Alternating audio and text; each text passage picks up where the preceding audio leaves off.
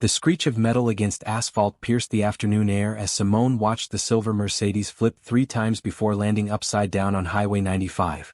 Steam rose from the crumpled hood while other cars sped past without stopping, their drivers too busy or too scared to get involved in someone else's tragedy. But Simone Carter couldn't drive away. She pulled her red Honda to the shoulder, her heart pounding as she grabbed her phone and dialed 911. Through her windshield, she could see a man's arm hanging limp from the driver's window, blood dripping onto the hot asphalt below. 911, what's your emergency? There's been a terrible accident on Highway 95, mile marker 23. A car flipped over and someone's trapped inside. Simone was already out of her car, running toward the wreckage in her bright blue sundress and white sneakers. Ma'am, please stay in your vehicle until emergency services arrive. I can't just watch him die. Simone ended the call and shoved the phone into her pocket. The Mercedes was completely upside down, its windows shattered and roof caved in. She could hear groaning from inside.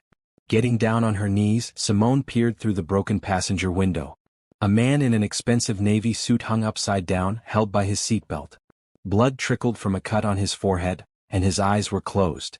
He was probably in his early 30s with dark hair and strong features. Even unconscious and bleeding, something about him seemed important, powerful. Sir? Can you hear me? Simone called out. His eyes opened slowly, unfocused and confused. What? Where am I? You've been in an accident. The paramedics are coming, but I need to make sure you're okay until they get here. He tried to move but winced in pain. My chest. I can't. Don't try to move. You might have broken ribs. Simone had learned basic first aid from her grandmother, who worked as a hospital volunteer for 40 years. What's your name? Adrian, he said weakly. Adrian Montgomery. Simone didn't recognize the name, but she could tell from his clothes and car that he had money. Lots of it. The watch on his wrist probably cost more than she made in 6 months at her small bakery. I'm Simone. I'm going to stay right here with you until help arrives, okay? Adrian's eyes found hers through the wreckage. Despite his pain, she saw something gentle in them, something that didn't match the expensive suit or luxury car. You stopped, he said, his voice barely above a whisper. Of course I stopped. Everyone else they just drove past. Simone felt her heart break a little. No one deserved to be left alone in a moment like this, no matter how much money they had or didn't have. The sound of sirens grew louder in the distance. Simone squeezed Adrian's hand through the broken window. They're almost here. You're going to be fine. Why did you stop? Adrian asked, his eyes never leaving her face. Because it was the right thing to do. Something shifted in Adrian's expression. Even upside down and bleeding, Simone could see that her simple answer had affected him deeply. The fire truck arrived first, followed by 2 ambulances and 3 police cars. Simone moved back as the paramedics took over, but Adrian kept looking for her through the crowd of first responders. Ma'am, are you injured? A young paramedic approached her. No, I just pulled over to help. You did good. Most people don't stop for accidents like this. Simone watched as they carefully extracted Adrian from the wreckage and loaded him onto a stretcher. As they wheeled him toward the ambulance, he turned his head and found her in the crowd. Wait, he called out weakly. The paramedic stopped, and Adrian reached into his jacket pocket with obvious pain. He pulled out a business card and held it toward Simone. Please? I need to thank you properly. Simone took the card. It was heavy, expensive cardstock with simple black lettering. Adrian Montgomery, Montgomery Enterprises. You don't need to thank me, she said. Yes, I do. His voice was getting stronger despite his injuries. What you did today, please let me repay your kindness. The paramedics were getting impatient, and Simone could see that Adrian needed medical attention immediately. Just focus on getting better, she said softly. As the ambulance drove away, Simone stood on the highway shoulder, holding Adrian's business card and wondering why a simple act of human decency had seemed to mean so much to him. She didn't know that Adrian Montgomery was one of the most powerful and feared business owners in the state. She didn't know that his name appeared in newspaper headlines about corporate takeovers and business failures. She didn't know that most people crossed the street when they saw him coming. All she knew was that she had helped a fellow human being in need, and somehow, that simple act was about to change both their lives forever. What would you have done if you saw someone trapped and bleeding with everyone else just driving past?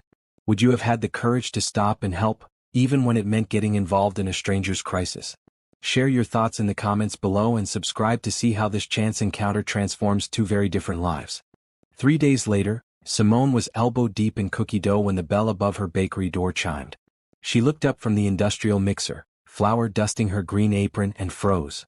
Adrian Montgomery stood in her doorway, looking nothing like the broken man she'd pulled from the wreckage. He wore a perfectly tailored charcoal suit, his dark hair styled impeccably, and only a small bandage on his forehead showed any sign of the accident. But his eyes were the same gentle brown she remembered. Simone. He stepped inside and she noticed he moved carefully, probably still sore from his injuries. Adrian. You're okay. She wiped her hands on her apron, suddenly aware of how she must look covered in flour and sugar. Thanks to you. He glanced around the small bakery, taking in the mismatched tables, the hand-painted menu board, and the display case that had seen better days. This is your place? Sweet Dreams Bakery. It's not much, but it's mine. Simone felt heat rise in her cheeks. Her little shop probably looked like a closet compared to wherever someone like Adrian normally spent his time. It's perfect, Adrian said, and she could tell he meant it. It smells like heaven in here. A timer went off in the kitchen, and Simone rushed to pull a tray of chocolate chip cookies from the oven. When she returned, Adrian was examining the photos on her wall. Pictures of birthday cakes, wedding desserts, and happy customers covered nearly every inch of space. You did all of these? Every single one. Baking has been my passion since I was 12 years old. Simone set the hot cookies on a cooling rack. My grandmother taught me her recipes and I've been adding my own touches ever since. Adrian picked up one of the warm cookies and took a bite. His eyes closed in appreciation. This is incredible. Thank you. Would you like some coffee to go with that? Actually, I came here to talk to you. Adrian pulled out a chair at one of her small tables. May I sit? I'm still a little shaky on my feet. Of course. Simone poured 2 cups of coffee and joined him, still wearing her flour-dusted apron. I've been thinking about what you did for me, Adrian began. You saved my life, Simone. The doctors said if I'd been trapped much longer, internal bleeding could have killed me. Anyone would have done the same thing. No, they wouldn't have. I was conscious enough to see car after car drive past before you stopped. Adrian leaned forward. I want to repay you somehow. Simone shook her head quickly. You don't owe me anything. I'm just glad you're okay. Please, let me help you with something. Anything. Really, Adrian, that's not necessary. Adrian looked around the bakery again, and Simone saw him notice the water stain on the ceiling, the worn linoleum floor, and the display case that sometimes didn't stay closed properly. What if I helped you fix up this place? Just as a way to say thank you. Simone's first instinct was to refuse. She'd been managing on her own for 3 years since opening the bakery, scraping by and making do with what she had. Pride had kept her going when things got tough. But looking at Adrian's earnest face, she remembered something her grandmother used to say, sometimes accepting help is just as important as giving it, baby girl. Don't let pride keep you from blessing someone else. Simone hesitated. I know we just met, Adrian said gently. But you trusted me enough to risk your safety helping me. Can't you trust me enough to let me return the favor? Something in his voice made Simone's resistance crumble. This wasn't charity or pity. This was gratitude from someone who genuinely wanted to give back. The ceiling has been leaking for 6 months, she admitted. And the display case needs new seals.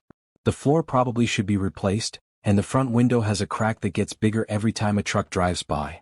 Adrian smiled, and it transformed his entire face. Consider it done. But I can't let you pay for all that. It would be too expensive. Simone, 3 days ago I was hanging upside down in a car, bleeding and thinking I might die. Money can't buy what you gave me that day. Peace of mind, hope, human kindness. Let me do this. Simone felt tears prick her eyes. She'd worked so hard for so long, always struggling to keep the bakery afloat. The idea of finally being able to fix everything that was broken felt like a dream. Are you sure? I've never been more sure of anything. Then, yes, thank you. I accept your help and I'm grateful for it. Adrian's smile widened. Good. I'll have contractors here first thing Monday morning. Contractors? Plural? Simone, when Adrian Montgomery fixes something, he fixes it right. She laughed, feeling lighter than she had in months. I don't even know what you do for a living. Something flickered across Adrian's face, so quick she almost missed it. I'm in business development. I help companies grow and succeed. That sounds important. It keeps me busy. Adrian finished his cookie and stood up carefully. I should let you get back to work. But Simone. Yes. Thank you. For stopping, for caring, for accepting my help. You have no idea how much it means to me. After Adrian left, Simone stood in her little bakery, looking at it with new eyes. Soon the ceiling would be fixed, the floors would shine, and the display case would work properly. But more than that, she had met someone who seemed to understand kindness in a way that was rare. She picked up the business card Adrian had given her at the accident scene, studying the simple lettering. Montgomery Enterprises. She made a mental note to look it up online later, curious about what kind of business development Adrian did. For now, though, she had cookies to bake and dreams to nurture. And for the first time in months, those dreams felt possible. The contractors arrived at 7 a.m. sharp on Monday morning, and Simone quickly realized that when Adrian said he fixed things right, he meant it. There were 8 workers total. Electricians, plumbers, flooring specialists, and painters. They moved through her bakery like a well-organized army. "Ma'am, we'll need you to clear out the display area," said the foreman, a kind older man named Pete. "Mr. Montgomery wants everything done in 3 days so you can reopen Thursday." 3 days. Simone had expected the work to take weeks. "Mr. Montgomery pays us well to work fast and do good work." By noon, Sweet Dreams Bakery was completely transformed. The old linoleum had been ripped up to reveal beautiful hardwood floors underneath. The water-stained ceiling tiles were gone, and new track lighting was being installed. Even the walls were getting fresh paint in a warm cream color that made the space look twice as big. Simone was standing in her kitchen, watching the controlled chaos, when Adrian appeared in the doorway. He wore dark jeans and a forest green button-down shirt, looking more relaxed than she'd seen him.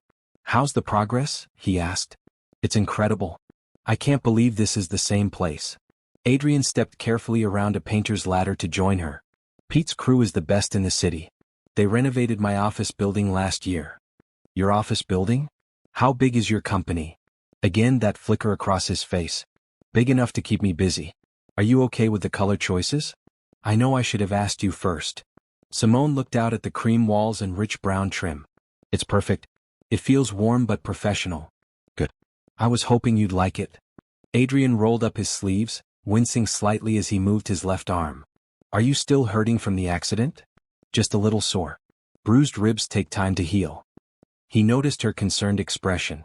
"I'm fine, really. The doctor cleared me for light activity." "Like supervising bakery renovations?" "Like helping a friend who saved my life." The word friend made Simone's heart skip a little. She'd been wondering how to classify their relationship, and knowing Adrian thought of her as a friend felt right. "Can I ask you something?" Simone said as they watched Pete install new display case lighting. "Anything. Why is this so important to you? I mean, you've already thanked me. Most people would have sent flowers or a gift card." Adrian was quiet for a long moment, studying the workers bustling around her bakery. "I grew up in foster care," he said finally. 12 different homes between ages 6 and 18. You learn pretty quickly that most people only help if there's something in it for them. Simone felt her breath catch. She'd never expected such personal honesty from someone she'd known less than a week. "What you did on that highway," Adrian continued, "stopping to help a complete stranger with no expectation of reward. I'd forgotten people like you existed." "There are lots of people like me, Adrian." "Not in my world there aren't." Something in his tone made Simone study his face more carefully. Despite his expensive clothes and obvious success, she saw loneliness in his eyes. A kind of isolation that money couldn't fix. "Well, you're in my world now," she said softly. "And in my world, people help each other because it's right, not because they want something in return." Adrian looked at her with an expression she couldn't quite read. "I'm starting to remember what that feels like." Over the next 3 days, Adrian spent most of his time at the bakery.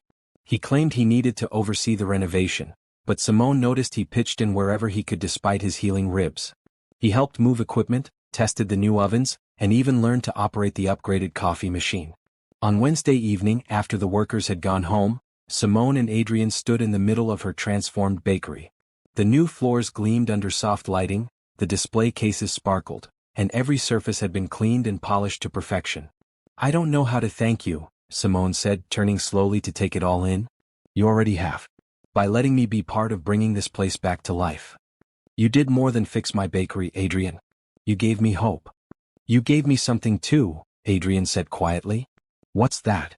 "A reason to remember why success is supposed to matter." Simone didn't fully understand what he meant, but she could see the sincerity in his eyes. Whatever Adrian's life had been like before the accident, something fundamental had shifted for both of them. The grand reopening is tomorrow, Simone said. Will you be here? I wouldn't miss it. Good. I'm making a special batch of those chocolate chip cookies you liked. Consider it payment for all your hard work. Adrian laughed, a rich sound that filled the bright space. Best payment I've ever received. As they locked up the bakery and walked to their cars, Simone felt a contentment she hadn't experienced in years. Her business was secure, her dreams were alive again, and she'd found an unexpected friend in the last person she ever would have imagined. She still didn't know much about Adrian's business or his life outside these walls, but she was beginning to understand the man himself. Generous, hardworking, and surprisingly humble despite his obvious wealth. What she didn't know was that Adrian Montgomery's name struck fear into business owners across 3 states, or that his reputation for ruthless corporate takeovers had made him more enemies than friends. All she knew was that he had kind eyes, gentle hands, and a heart that responded to simple human kindness with overwhelming gratitude. And that was enough for now. The grand reopening of Sweet Dreams Bakery was everything Simone had hoped for. Customers lined up outside before she even turned the sign to open, drawn by the beautiful new storefront and the enticing aroma of fresh pastries. By noon, she'd sold more baked goods than she usually did in a week. Adrian arrived just before lunch rush, carrying a massive bouquet of sunflowers and wearing a navy blue suit that made his brown eyes look almost golden. For the lady of the hour, he said, presenting the flowers with a smile that made Simone's heart flutter. They're beautiful. Thank you. She found a vase and placed the sunflowers on the counter where everyone could see them. The place looks amazing with customers in it, Adrian said, watching the steady stream of people admiring the renovated space. I can't believe the response. Mrs. Patterson ordered 6 dozen cookies for her church social, and the Johnson family wants me to cater their anniversary party next month. You deserve all the success, Simone. Your talent was just waiting for the right showcase. Their conversation was interrupted when Simone's best friend, Kiana Washington, burst through the door with her usual dramatic flair. Girl, this place is stunning, Kiana announced, her red heels clicking on the new hardwood floors. You didn't tell me you were doing a complete renovation. Kiana, meet Adrian Montgomery. Adrian, this is my best friend Kiana. Kiana stopped mid-stride, her smile freezing on her face. Adrian Montgomery? As in Montgomery Enterprises Adrian Montgomery? You know my company? Adrian extended his hand politely, but Kiana didn't take it. Everyone in the business community knows Montgomery Enterprises. Kiana's voice had gone cold. Simone, can I talk to you in the kitchen? Privately? Simone looked between her best friend and Adrian, confused by the sudden tension. Of course. Adrian, excuse us for just a minute. In the kitchen, Kiana grabbed Simone's arm. Do you know who that man is? His name is Adrian Montgomery. He helped me renovate the bakery. Simone, Adrian Montgomery is the most ruthless businessman in the state. He buys struggling companies and destroys them. He's put dozens of family businesses out of operation. That can't be right. Adrian helps companies grow and succeed. He told me so himself. Is that what he told you? Kiana pulled out her phone and did a quick search. Look at this. She showed Simone a news article from 2 months ago. Montgomery Enterprises acquires local restaurant chain, closes half of locations. Below that was another headline, Family Hardware Store shuttered after Montgomery buyout. Simone stared at the screen, her heart sinking. There was Adrian's photo, looking stern and corporate in a business suit. And this one, Kiana scrolled to another article. Montgomery takeover leaves 200 employees jobless. There has to be an explanation, Simone said weakly. Honey, the explanation is that Adrian Montgomery is a corporate shark. He targets struggling businesses, buys them cheap, and either closes them down or strips them for parts. Kiana's expression softened with concern. What did you think all this renovation money came from? Simone felt sick. She thought about Adrian's expensive clothes, his luxury car, his willingness to spend thousands on her bakery without blinking. All of it made from destroying other people's dreams. Maybe he's changed, she said, but even to herself she sounded desperate. Men like Adrian Montgomery don't change, baby. They just find new targets. Kiana squeezed Simone's shoulder. I'm sorry. I know you liked him. Simone walked back to the main area on unsteady legs. Adrian was helping Pete, the contractor foreman, adjust one of the new light fixtures. He looked up when he saw her and his smile faded immediately. What's wrong? I think you should go, Simone said quietly. What? Why? Just, please go.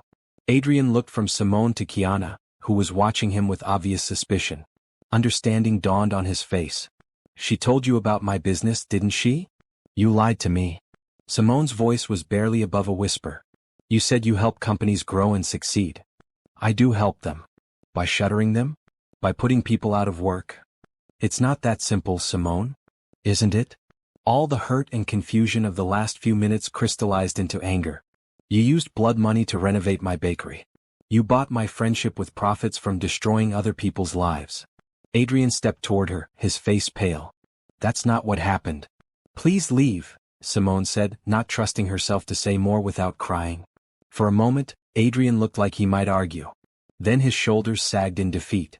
I'll go, he said quietly. But Simone, there are two sides to every story. I hope someday you'll let me tell you mine. After Adrian left, Simone threw herself into serving customers and cleaning up from the busy day. But she couldn't stop thinking about the articles Kiana had shown her, or the way Adrian's face had crumpled when she asked him to leave. That evening, alone in her beautiful renovated bakery, Simone sat at one of the small tables and cried. She'd lost more than a friend today. She'd lost the man who had made her believe in unexpected kindness and second chances.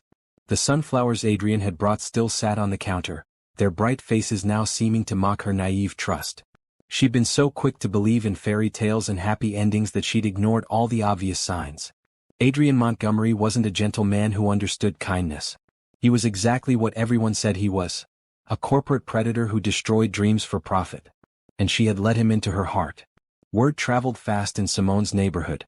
By Thursday morning, everyone knew that Adrian Montgomery, the feared businessman, had renovated Sweet Dreams Bakery. And everyone had an opinion about it. Simone, baby, you can't trust that man, said Mrs. Coleman, who had been coming to the bakery every morning for 2 years. He closed down my cousin's auto shop last year. Bought it right out from under him and turned it into a parking lot. He's using you to make himself look good, added Mr. Torres, selecting his usual blueberry muffin. Rich men like that don't do favors without expecting something in return. By lunchtime, Simone felt like she was drowning in warnings and advice. Every customer had a story about someone Adrian Montgomery had hurt, some business he'd destroyed, some family he'd left struggling. Her phone buzzed constantly with text messages from friends and family who had seen the renovated bakery on social media. Girl, please tell me you didn't get mixed up with Adrian Montgomery. Her cousin Jasmine. Call me ASAP. We need to talk about this Montgomery situation. Her Aunt Patricia. Whatever he promised you, it's not worth it. Her neighbor Todd. The most painful message came from her grandmother, the woman who had taught her to bake and raised her to see the good in people. Simone, honey, I'm worried about you. That man has a reputation for a reason. Come see me tonight so we can talk.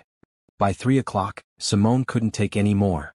She flipped the sign to closed, and sat alone in her gleaming bakery, surrounded by the evidence of Adrian's generosity and the weight of everyone's disapproval. Her phone rang and she saw Kiana's name on the screen. How are you holding up? Kiana asked without preamble. Everyone thinks I'm an idiot. No one thinks you're an idiot. People are just worried about you. Based on newspaper articles and gossip. Based on facts, Simone. Adrian Montgomery has a documented history of destroying small businesses. But what if there's more to it? What if the newspapers don't tell the whole story? Kiana was quiet for a moment. Are you seriously considering forgiving him? I don't know what I'm considering. Simone rubbed her temples, feeling a headache building. I just keep thinking about the man I got to know over the past week. He was kind, gentle, hardworking. He rolled up his sleeves and helped with the renovation even though his ribs were still healing. Honey, sociopaths can be charming. That's how they get people to trust them. Adrian isn't a sociopath. How can you be so sure? Simone couldn't answer that question. She just knew, somewhere deep in her heart, that the man who had sat in her kitchen eating warm cookies and talking about his childhood in foster care wasn't capable of the cold calculation everyone attributed to him. I need some air, she told Kiana. I'll call you later. Simone locked up the bakery and drove to the park where she used to play as a child. It was quiet there, with just a few families enjoying the late afternoon sunshine. She sat on a bench and tried to sort through her confused emotions. She believed in kindness, hope, and love. Those values had guided every major decision in her life. But now everyone she cared about was telling her to abandon those principles when it came to Adrian Montgomery. Her phone buzzed with another text, this one from an unknown number. This is Adrian. I know you probably don't want to hear from me, but I need you to know that everything I told you was true. I have never lied to you and I never will. If you ever want to hear my side of the story, I'll be waiting. Simone stared at the message for a long time. Part of her wanted to delete it and pretend she'd never met Adrian Montgomery. That would be the safe choice, the one everyone expected her to make. But another part of her, the part that had pulled over to help a stranger in a car accident, whispered that maybe safe wasn't always right. That evening, Simone drove to her grandmother's house, a small blue cottage with a garden full of roses and jasmine. Grandma Ruby was waiting on the porch with sweet tea and homemade pound cake. "There's my beautiful grandbaby," Ruby said, pulling Simone into a hug that smelled like vanilla and love. They sat on the porch swing watching fireflies dance in the gathering dusk. For a while neither of them spoke. "Tell me about this man," Ruby said finally. Simone described meeting Adrian at the accident, his genuine gratitude, the way he'd worked alongside the contractors despite his injuries. She talked about his loneliness, his stories about foster care, and the gentleness she'd seen in his eyes. "But everyone says he's ruthless," Simone finished. "They have newspaper articles and documented proof." Ruby was quiet for a long time, her weathered hands folded in her lap. "You know, baby girl, your grandfather had a reputation too. People said he was the meanest man in 3 counties. Said he'd run you off his property with a shotgun if you looked at him wrong. But Grandpa was the sweetest man I ever knew." "That's right. But it took me 2 years to see past what everyone else said about him to who he really was underneath." Ruby looked at Simone with wise, loving eyes. "Sometimes reputations are earned. Sometimes they're just stories people tell because it's easier than trying to understand the truth." "So what do I do?" "You follow your heart, child. It's never steered you wrong before." As Simone drove home, she thought about her grandmother's words. Her heart had led her to pull over on Highway 95 that day. It had led her to accept Adrian's help despite her pride. And now it was telling her that there was more to Adrian Montgomery's story than newspaper headlines and community gossip. The question was whether she was brave enough to find out what that story was. Simone stared at Adrian's text message for 3 days before finally responding. On Sunday evening she typed back, "Riverside Park, tomorrow at 6 p.m. You can tell me your side." His response came immediately, "Thank you." Monday evening found Simone sitting on the same park bench where she tried to sort through her feelings, watching Adrian walk toward her across the grass. He wore simple khakis and a white button-down shirt, and she could see the tension in his shoulders from 50 feet away. "Thank you for agreeing to see me," he said, sitting carefully on the opposite end of the bench. "Everyone thinks I'm making a mistake. Maybe you are." Adrian's honesty surprised her. "I wouldn't blame you if you decided to walk away and never see me again. But you asked me to hear your side of the story. Because you deserve the truth. Whether you believe it or not is up to you." Simone studied his profile as he stared across the park. "The article said you've closed dozens of businesses." "That's true. And put hundreds of people out of work." "Also true." Simone felt her heart sink. "Then what's left to explain?" Adrian turned to face her, and she saw pain in his brown eyes. "The part about why I do it." He was quiet for a moment, gathering his thoughts. 3 years ago I got a call from a man named George Hendricks. He owned a small restaurant chain, 5 locations that had been in his family for 30 years. He was 3 months behind on payments to suppliers, 6 months behind on payroll and facing bankruptcy. Adrian's voice was steady, but Simone could hear the emotion underneath. George had 2 choices, declare bankruptcy and lose everything or sell to me. If he declared bankruptcy, his employees would get nothing. His suppliers would get nothing. His family would lose their life savings. "So you bought his restaurants?" "I bought them for twice what they were worth on paper. Enough to pay off his debts, cover back payroll and leave George with money to start over." Simone frowned. "But the article said you closed half the locations." "I closed 3 restaurants that were losing money every month. But I kept 2 open, invested in new equipment and marketing, and helped them become profitable again." Adrian met her eyes. "Those 2 locations now employ more people than all 5 restaurants did when George owned them." "What happened to George?" "He used the money to open a food truck business. He's happier now, making a good living without the stress of managing failing properties." Simone felt something shift inside her chest. "But the newspaper made it sound like you destroyed his business." "It makes a better story that way. Ruthless corporate raider destroys local restaurant, gets more clicks than businessman helps struggling owner avoid bankruptcy." "What about the hardware store?" "Mrs. Coleman said you closed her cousin's shop and turned it into a parking lot." Adrian nodded grimly. "Frank Coleman. Another good man in a bad situation. His store had been losing money for 8 years. He was about to lose his house trying to keep it afloat. So you bought it? I bought it for enough money to pay off Frank's business loans and personal debts. Yes, I turned it into a parking lot because there was no way to make a hardware store profitable in that location. But Frank used the money to pay off his mortgage and invest in his son's plumbing business, which is now thriving. Simone stared at Adrian, trying to process what he was telling her. Why don't you tell people the real story? Because the people I help asked me not to. Adrian's voice was soft. Think about it, Simone. How would you feel if everyone knew your business was failing? If the whole community knew you couldn't make your loan payments or pay your employees? The truth of that hit Simone hard. She would be mortified if everyone knew Sweet Dreams Bakery had been struggling. George, Frank, all the others, they wanted to maintain their dignity.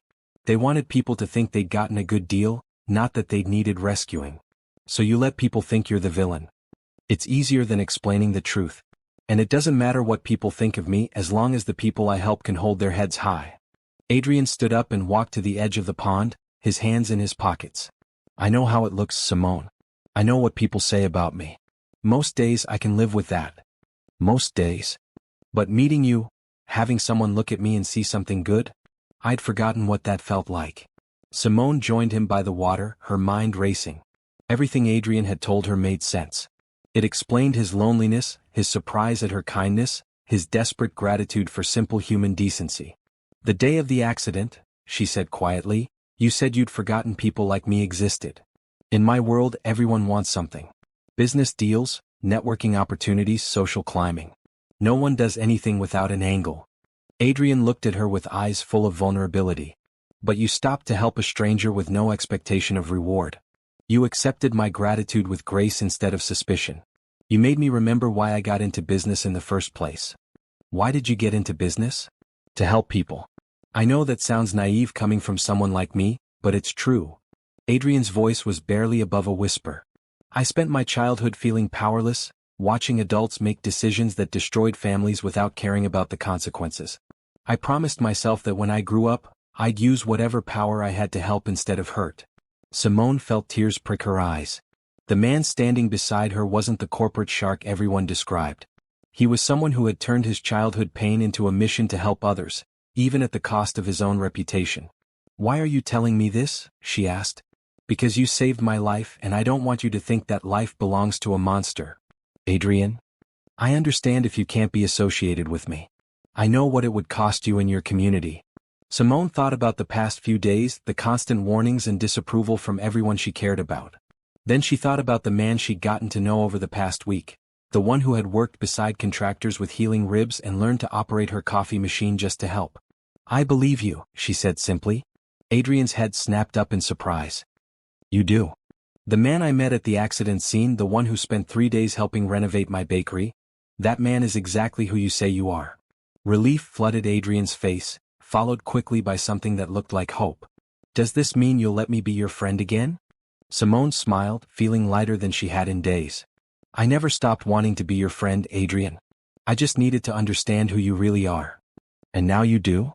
Now I do. As they walked back to their cars, Simone felt like she was seeing everything with new eyes. The man beside her carried the weight of other people's secrets, sacrificing his own reputation to protect their dignity. He'd turned loneliness into purpose and criticism into compassion.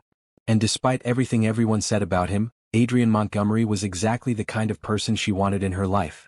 Someone who understood that true strength came from lifting others up, even when no one would ever know you'd done it. The next morning, Simone arrived at Sweet Dreams Bakery to find 3 members of the Neighborhood Business Association waiting outside her door. Mrs. Elena Rodriguez, who owned the flower shop next door, stood with her arms crossed and a stern expression on her face. Simone, we need to talk, Elena said as soon as Simone got out of her car. Good morning to you too, Elena. Simone unlocked her door and gestured for the women to come inside. Coffee? This isn't a social call, said Patricia Wells, who ran the community newsletter. We're here about your association with Adrian Montgomery. Simone poured herself coffee and turned to face the 3 women. What about it? You can't seriously be planning to continue a relationship with that man, Elena said. He's poison to small businesses. I think there might be more to the story than what appears in newspapers. Stories don't pay bills, honey, added Carol Murphy from the hair salon. That man has destroyed more family businesses than anyone else in the state. Have you actually talked to the families whose businesses he bought? Simone asked quietly. The three women exchanged glances. What do you mean? Patricia asked. I mean, have you spoken directly to the people involved, or are you basing your opinions on newspaper articles? We don't need to talk to them, Elena said. The facts speak for themselves. Do they? Simone set down her coffee cup. Because I've learned that facts can be presented in ways that don't tell the whole truth. Carol stepped forward. Simone, we're trying to protect you. And protect our community. If people think we support Adrian Montgomery, what? We might lose customers? Revenue might drop? Simone felt anger building in her chest. So we should judge a man based on gossip and rumors because it's better for business. It's not gossip, Patricia protested. There are documented cases. Of what, exactly? Of him buying businesses? That's not illegal. Of him closing in profitable locations? That's not immoral. Simone looked each woman in the eye. Or are you upset because he didn't let those businesses fail completely so you could feel better about your own moral superiority? That's not fair, Elena said. What's not fair is condemning someone without knowing all the facts. Simone moved toward the door. Adrian Montgomery saved my business when I was too proud to ask for help. He worked alongside contractors despite his injuries. He treated my friends and customers with respect and kindness. Simone, please think about what you're doing, Carol pleaded. I'm thinking about judging people by their actions toward me, not by their reputation among people who've never actually met them. The bell above the door chimed and Adrian walked in. He took in the tense scene immediately, his gaze moving from the three glaring women to Simone's flushed face. I'm sorry, he said quietly. I didn't realize you had company. I'll come back later. No, Simone said firmly. These ladies were just leaving. Elena looked from Simone to Adrian, her expression hard. This isn't over, Simone. The business association will be discussing your choices at our next meeting. After the three women left, Adrian stood awkwardly by the door. I shouldn't have come. I'm causing problems for you. They're causing problems for themselves by judging you without knowing you. Simone, maybe they're right. Maybe you should distance yourself from me. Is that what you want? I want what's best for you. And having Adrian Montgomery as a friend might not be what's best. Simone studied his face, seeing the pain he was trying to hide. Let me ask you something. If our situations were reversed, if I had a reputation that could damage your business, would you walk away from our friendship? That's different. How? Because you're... Adrian struggled for words. You're good. Pure. You deserve better than the complications I bring. Adrian Montgomery, you listen to me. Simone stepped closer, her voice firm but gentle. I'm not pure or perfect. I'm just a woman who tries to do right by the people in her life. And that includes standing by friends when other people try to tear them down. Even if it costs you customers? Even if it hurts your business? Especially then. Simone reached out and squeezed his hand. My grandmother always said that character is what you do when doing right is hard. Well, this is hard. And I'm choosing to do right. Adrian looked down at their joined hands, and Simone saw moisture in his eyes. I don't deserve your loyalty. That's not your decision to make. It's mine. The rest of the morning was awkward, with several regular customers making excuses to leave quickly when they saw Adrian helping behind the counter. But Simone noticed that just as many customers stayed, curious about the man who was learning to frost cupcakes with intense concentration. Around lunchtime, an older black gentleman Simone didn't recognize came into the bakery. He was well-dressed but not flashy, with kind eyes and graying hair. Excuse me, he said, approaching the counter where Adrian was organizing supplies. Are you Adrian Montgomery? Adrian straightened, his expression guarded. Yes, I am. I'm Robert Hendricks. George Hendricks is my brother. Simone saw Adrian's entire demeanor change. His shoulders relaxed and something that looked like relief crossed his face. Mr. Hendricks, how is George doing? That's what I came to tell you. Robert smiled warmly. His food truck business is thriving. He's happier than I've seen him in years. I'm so glad to hear that. He wanted me to thank you again. What you did for our family, we'll never forget it. Adrian glanced at Simone, who was listening intently from behind the coffee machine. George saved his own family, Adrian said quietly. I just provided an alternative to bankruptcy. You provided dignity, Robert corrected. You let my brother walk away from a bad situation with his head held high and money in his pocket to start over. He pulled out his wallet and handed Adrian a photograph. That's George at his food truck last week. Look how happy he is. Simone came over to look at the picture. It showed a smiling man in his 50s standing proudly next to a gleaming food truck with George's Gourmet painted on the side. He looks wonderful, she said. He is wonderful. And it's thanks to this man here. Robert shook Adrian's hand warmly. I hope you know how many lives you've changed for the better, Mr. Montgomery. After Robert left, the bakery was quiet. Adrian sat at one of the small tables, still holding the photograph. That's why you do it, Simone said, joining him. That's why I do it. And you've never told anyone? Never defended yourself publicly? George asked me not to. He said people would think less of him if they knew he'd needed help. Adrian looked up at her. How could I take that away from him? Simone felt her heart swell with pride and admiration for this man who sacrificed his reputation to protect other people's dignity. Well, she said, settling into the chair across from him, I know the truth, and I'm proud to call you my friend. Even when it costs you customers? Customers come and go, Adrian. Friends like you are rare. As if to prove her point, the bell above the door chimed and 6 new customers walked in, drawn by the smell of fresh pastries and the warm atmosphere of kindness that filled Sweet Dreams Bakery. Sometimes standing strong meant standing alone. But sometimes, Simone realized, it meant finding someone worth standing with. Have you ever had to choose between popular opinion and what your heart told you was right? Sometimes the bravest thing we can do is stand by someone when the whole world is against them. What would you have done in Simone's place? Share your thoughts below and subscribe to see how love and truth triumph over fear and gossip. 2 weeks later, Simone was closing up the bakery when Adrian arrived with an expression she'd never seen before. He looked worried, almost frantic. We have a problem, he said without preamble. What kind of problem? Sit down. Simone felt her stomach drop. Adrian, you're scaring me. Miller's Hardware is going out of business. Mr. Miller's place on 5th Street? But that store has been there for 40 years. 53 years, actually. Started by Carl Miller's father. Adrian ran his hand through his hair. Carl called me this morning. He's 3 months behind on rent, can't pay his suppliers, and the bank is threatening foreclosure on his house. Simone understood immediately. He wants you to buy the business. He's desperate. If I don't buy it, he'll lose everything. His house, his retirement savings, everything. So buy it. Help him like you've helped others.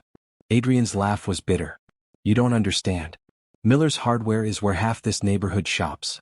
It's an institution. If I buy it and close it down, every person in a 5-mile radius will see it as proof that I destroy community businesses. But you'd be saving Mr. Miller from bankruptcy. No one will see it that way. They'll see Adrian Montgomery shutting down another beloved local business.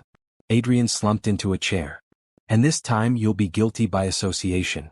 Simone felt the weight of what Adrian was telling her. Miller's Hardware was where she bought supplies for bakery repairs, where her neighbors got their keys made and their lawn mower blades sharpened. It was as much a part of the community as her bakery. What if you don't buy it? Carl loses his house. His wife needs expensive medication that insurance doesn't cover. Without money from selling the business, they'll be homeless within 6 months.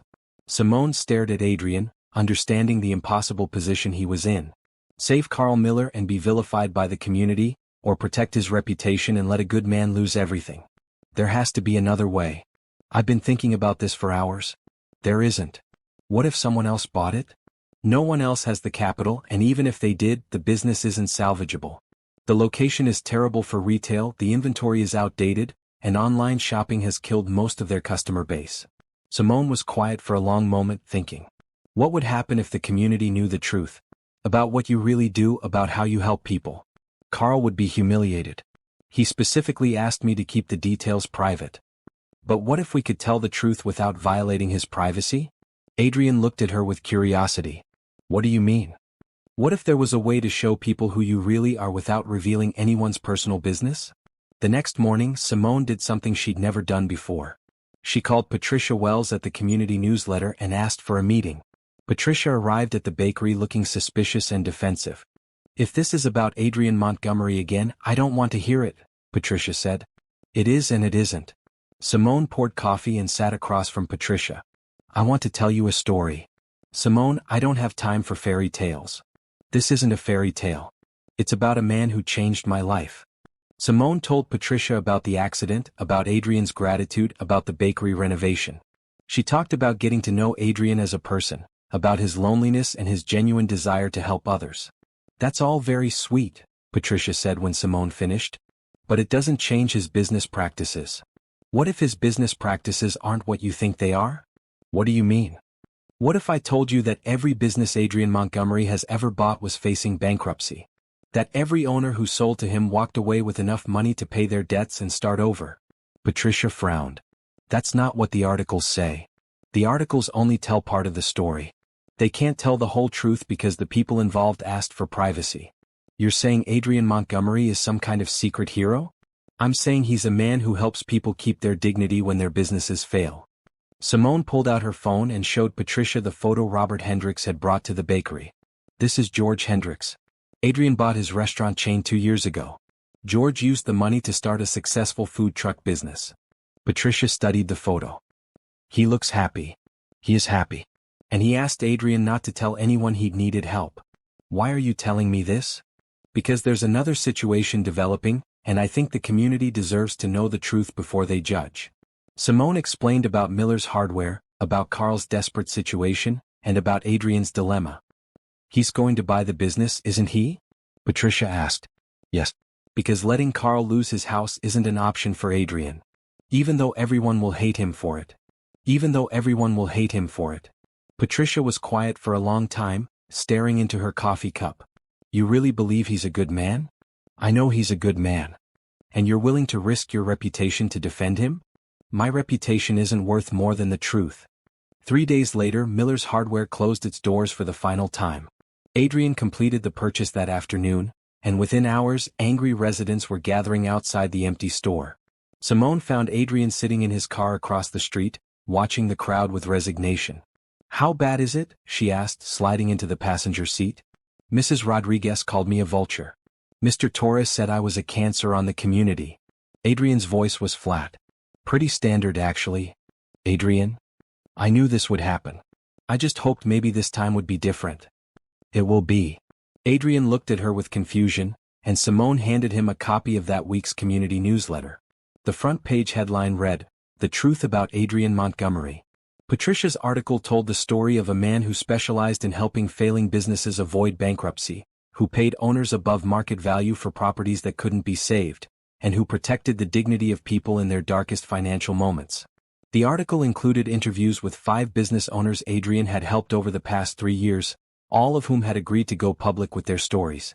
It explained how Adrian's seemingly ruthless takeovers were actually rescue missions that allowed proud business owners to walk away with their heads held high. "How did you?" Adrian started. "Patricia Wells might be nosy, but she's also a good journalist. Once I gave her the Real story, she did her homework." Adrian read the article twice, his expression shifting from disbelief to something that looked like hope. "They'll see this. Everyone will see this. Patricia's newsletter goes to every household in the neighborhood."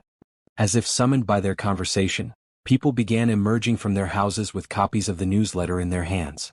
Simone watched as the angry crowd outside Miller's Hardware started reading, their expressions changing from fury to confusion to understanding. Within an hour, someone had organized an impromptu gathering in the park across from the hardware store. Adrian and Simone walked over together, unsure of what they would find. Carl Miller stood at the center of a circle of neighbors, tears in his eyes. "I want everyone to know," Carl said in a shaky voice, "that Adrian Montgomery saved my family. When I called him, I was facing bankruptcy and homelessness. He paid me 3 times what my business was worth and did it quickly enough to save my house." Elena Rodriguez stepped forward, looking ashamed. "Mr. Montgomery, I owe you an apology. We all do."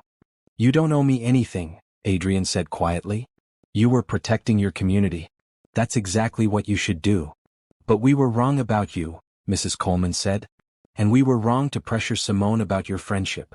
Adrian looked around at the faces of people who had feared and mistrusted him for years. "I understand why you felt that way. My business practices look harsh from the outside." "Why didn't you ever explain?" someone called out. "Because the people I help asked me not to. Their privacy was more important than my reputation." The crowd was quiet, absorbing the weight of what Adrian had sacrificed to protect other people's dignity. "Well," said Mr. Torres, stepping forward with his hand extended, I'd like to shake the hand of a man who puts kindness before reputation. One by one, the neighbors who had vilified Adrian came forward to apologize and thank him. By sunset, the man who had been seen as a threat to the community was being celebrated as its protector. As the crowd dispersed, Simone and Adrian walked slowly back toward their cars. "I can't believe it," Adrian said. "For 3 years I thought I'd have to live with being misunderstood forever." "Sometimes the truth just needs the right messenger," Simone said. "And sometimes it needs someone brave enough to stand by you when standing alone would be easier." Adrian stopped walking and turned to face her. "Simone, I need to tell you something." "What?" "I'm falling in love with you." The words hung in the air between them, simple and honest and completely unexpected. "Adrian? I know it's complicated. I know my life isn't easy. But you've shown me what it feels like to be understood, to be cared for, to be worth defending." Adrian's voice was soft but sure. "You've given me back my faith in human goodness." Simone looked into his eyes and saw everything she'd grown to love about this man. His gentleness, his integrity, his willingness to sacrifice for others. "I'm falling in love with you too," she whispered. Adrian smiled, the first completely unguarded smile she'd ever seen from him. "Really? Really?" As he pulled her into his arms, Simone marveled at how much had changed since that day on Highway 95. She'd stopped to help a stranger and found her soulmate. She trusted her heart over popular opinion and discovered that sometimes, the most feared person is actually the most loving. And she'd learned that truth, like love, was worth fighting for. 6 months after the Miller's hardware revelation, Sweet Dreams Bakery had become more than just a neighborhood business. It was a symbol of second chances and the power of standing by your principles. Customers came not just for Simone's amazing pastries, but for the warm atmosphere she and Adrian had created together. Adrian had kept his promise to help local businesses, but now he did it openly. Montgomery Enterprises had transformed from a feared corporate entity into a respected community partner. The local newspaper ran a monthly column about Adrian's business rescue operations, always with the permission of the people involved. "You're going to burn those muffins," Adrian said, sliding his arms around Simone's waist as she stood at the oven. "I'm watching them," she laughed, leaning back against his chest. "You're the one distracting me." "I like distracting you." It was early morning, an hour before the bakery opened, and they had fallen into a comfortable routine. Adrian arrived at 6 a.m. every day, helping Simone with the morning prep while sharing coffee and quiet conversation. "Mrs. Patterson called yesterday," Simone said, pulling the muffins from the oven. "She wants to cater her golden anniversary party next month. 50 years of marriage. That's impressive. She said the secret is marrying your best friend." Adrian spun Simone around to face him, his hands resting on her waist. Smart woman. Over the past months, Simone had watched Adrian transform. The loneliness that had shadowed his eyes was gone, replaced by contentment and genuine happiness. He smiled more, laughed easier, and had developed friendships with several of their neighbors. "I have news," Adrian said, his tone shifting to something more serious. "Good news or bad news?" "Good news, I think. Great news, actually." Adrian's eyes sparkled with excitement. "I found an investor for the community center project." Simone gasped. 4 months, the neighborhood association had been trying to raise funds to convert an abandoned building into a community center with meeting spaces, a small gymnasium and programming for local kids. They were still $200,000 short of their goal. "Who's the investor?" "Me." "Adrian, you can't fund the entire shortfall yourself." "Why not?" "I have the money and the community needs the center. But people will think you're trying to buy their approval." Adrian cupped her face gently. "Simone, I've learned that I can't control what people think. I can only control what I do. And what I want to do is help build something that will benefit everyone. The kids' after-school programs alone will change dozens of lives," Simone said softly. "That's what I'm hoping for." The bell above the door chimed, and they looked up to see Elena Rodriguez entering with a steaming cup of coffee and a warm smile. "Good morning, you two. Am I interrupting anything important?" "Just Adrian being his usual generous self," Simone said. Elena raised an eyebrow. "What's he done now?"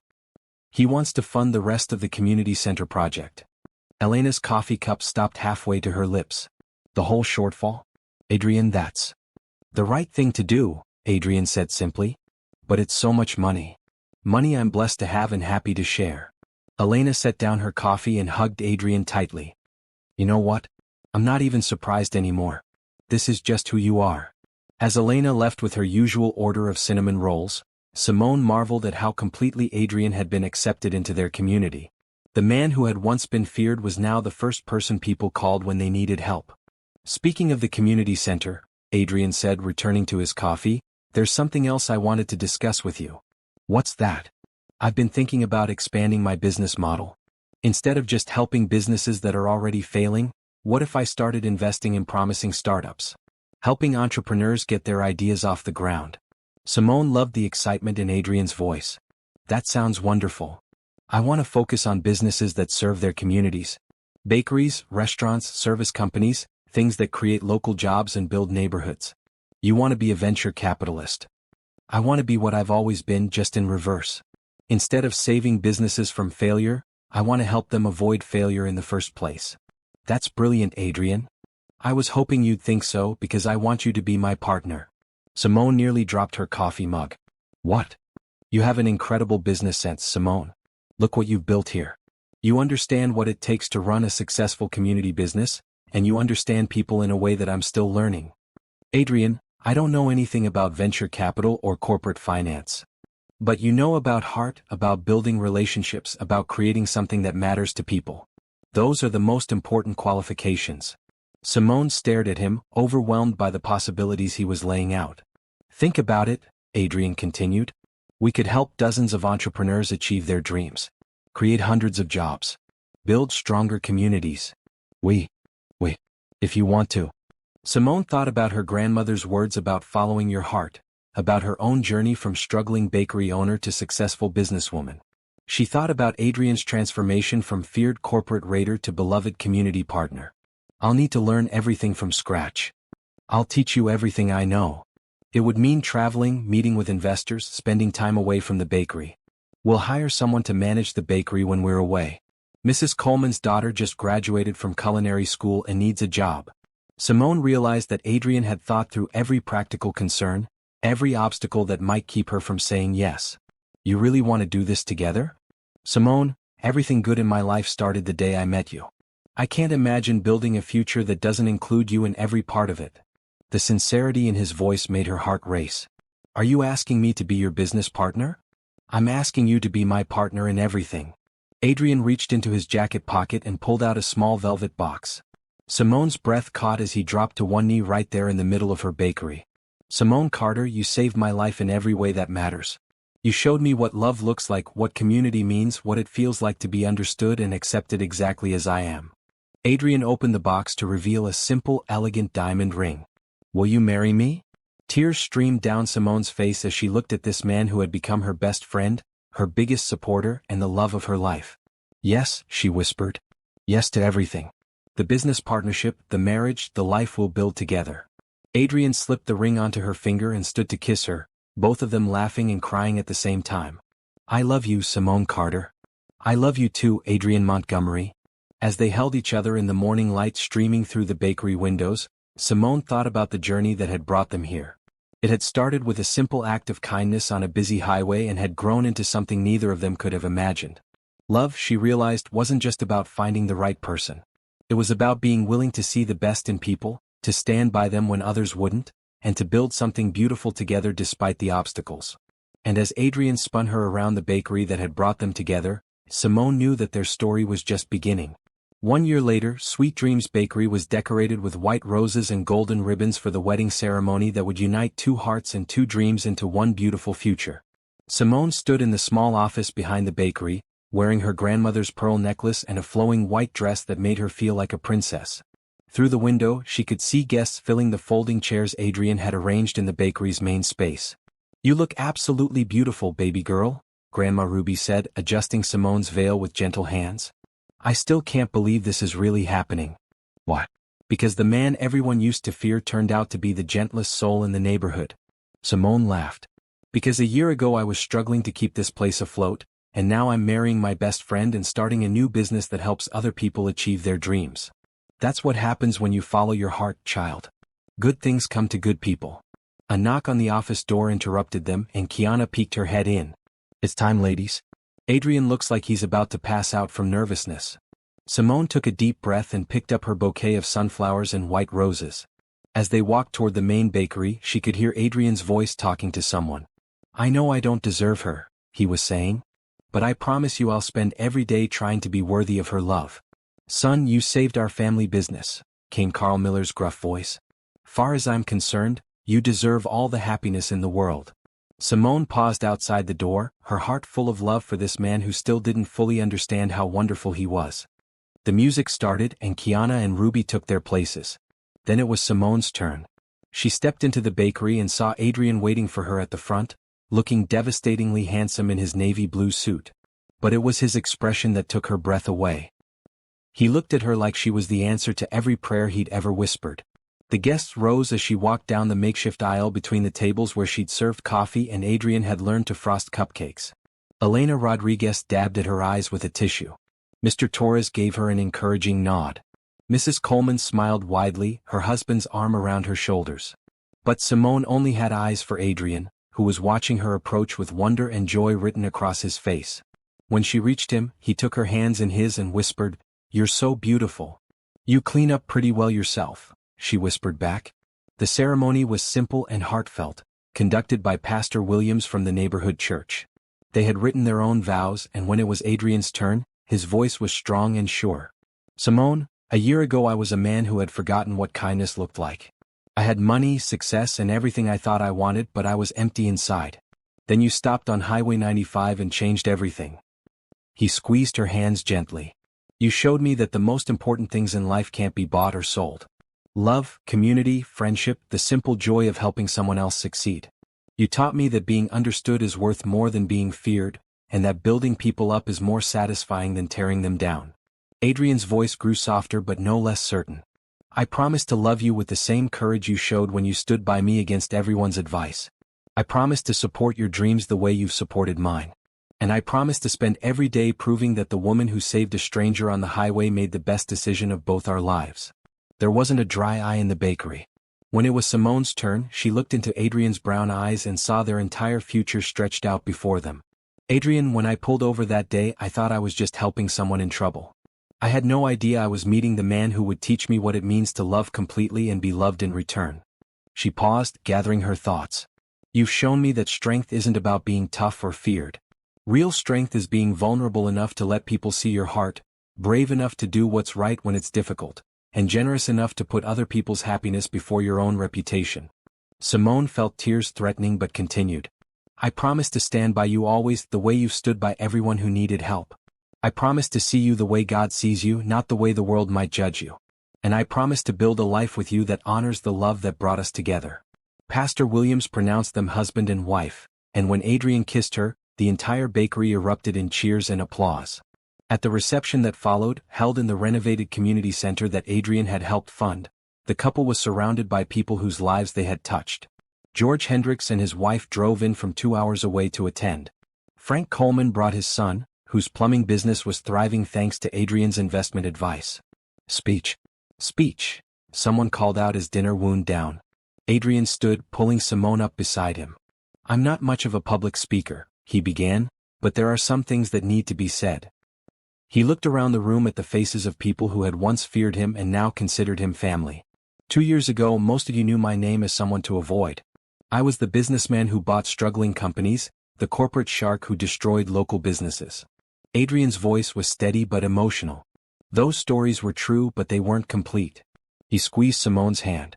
"It took meeting this incredible woman to understand that being misunderstood wasn't noble, it was just lonely.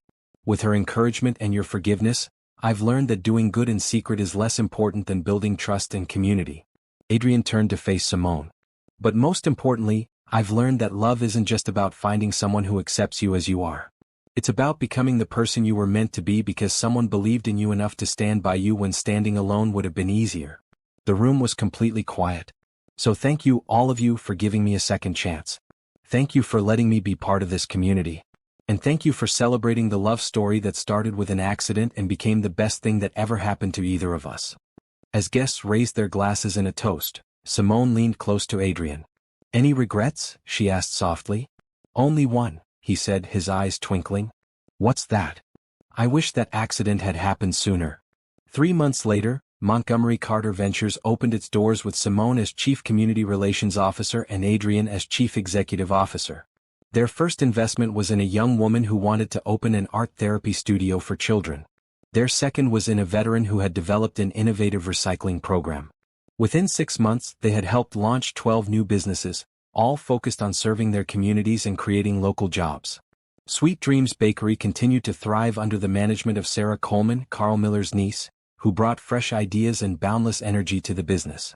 And every morning Adrian and Simone started their day the same way they had for the past year, sharing coffee and quiet conversation, planning their future and marveling at how a simple act of kindness had transformed both their lives. The man everyone had feared had become the man everyone trusted.